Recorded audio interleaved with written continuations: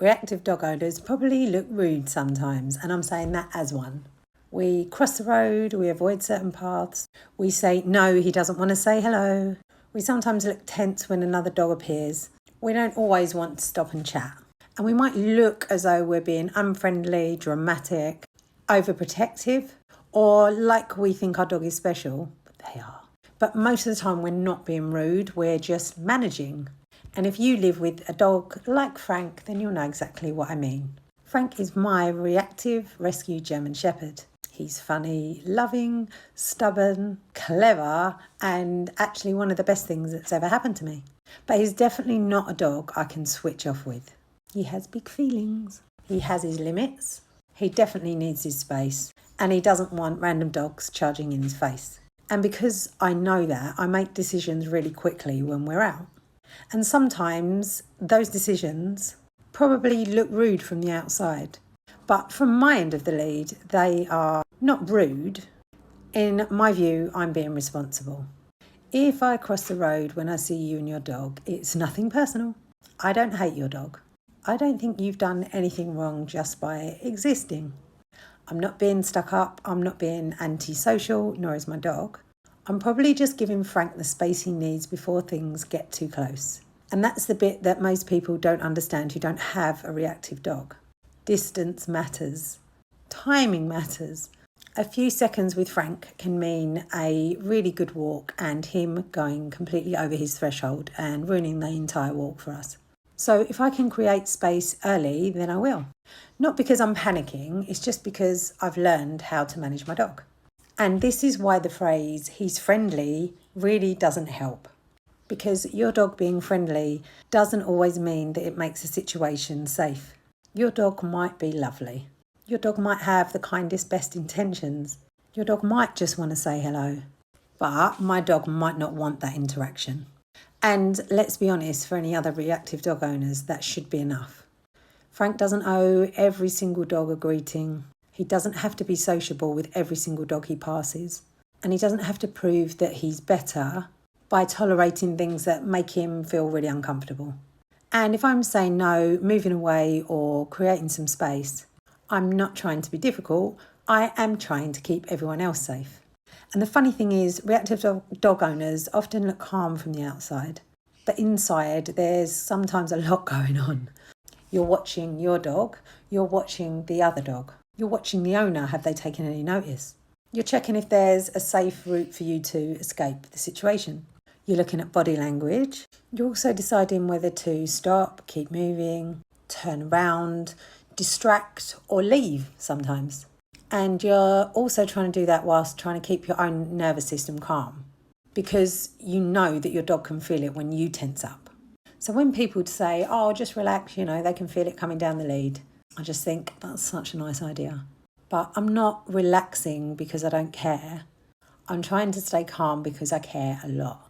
And this is also why I don't stop and have conversations a lot with other dog walkers. If Frank is relaxed, then that's brilliant. If the space is right, then that's fine too. But if I'm trying to manage a situation, I don't always have time to talk. I don't have time to explain his life story. I don't need to apologise for existing. And also those helpful people that tell me what I should be doing with my dog. Sometimes I just need to focus. Sometimes I just need to keep moving.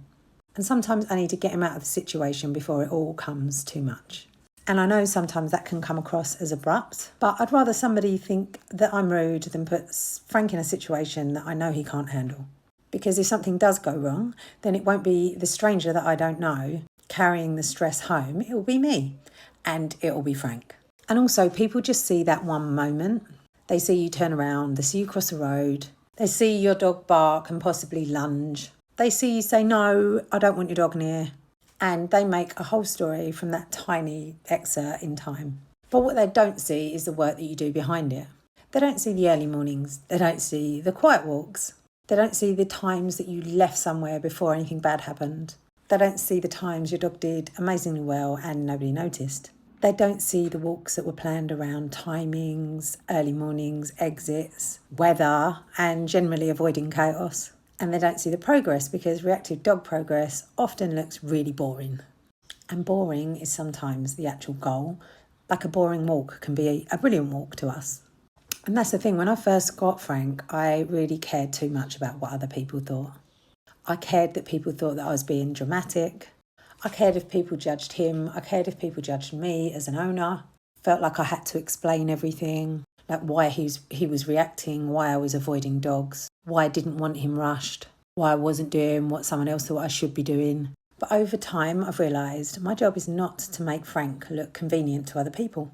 My job is to understand him, is to advocate for him. My job is to make decisions that help keep him safe. And if that makes me look rude to people that don't understand reactive dogs, then because Frank's trust matters more than a stranger's opinion. And this is where management comes in again. Management to me isn't avoiding things forever.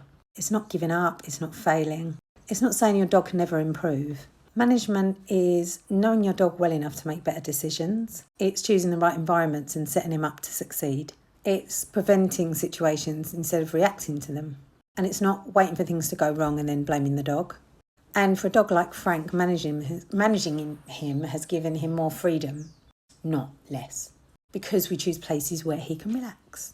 We choose places where he can sniff, he can paddle, he can explore, carry his ridiculous sticks and stones sometimes, and actually enjoy being a dog.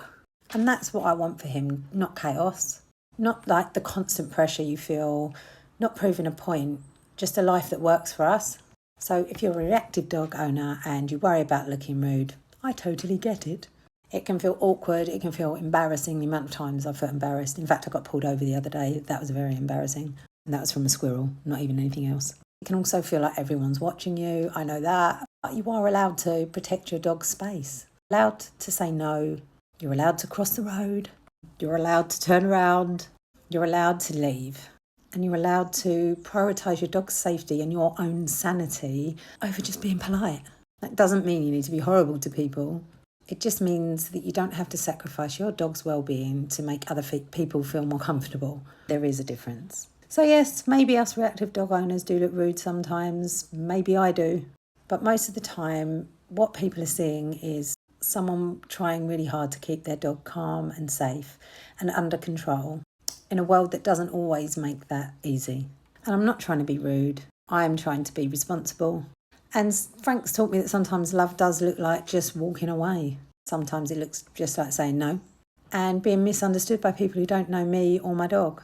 And I'm actually okay with that now, believe it or not. I've had him long enough years now to be just comfortable with that. Because I know my dog, I know Frank. And I'd much rather look rude than let him down. So if you live with a reactive dog, let me know if you can relate to this. Do you ever feel like you look rude when you're just trying to manage a situation? Because if you do get it, you really get it. And this is my life with Frank.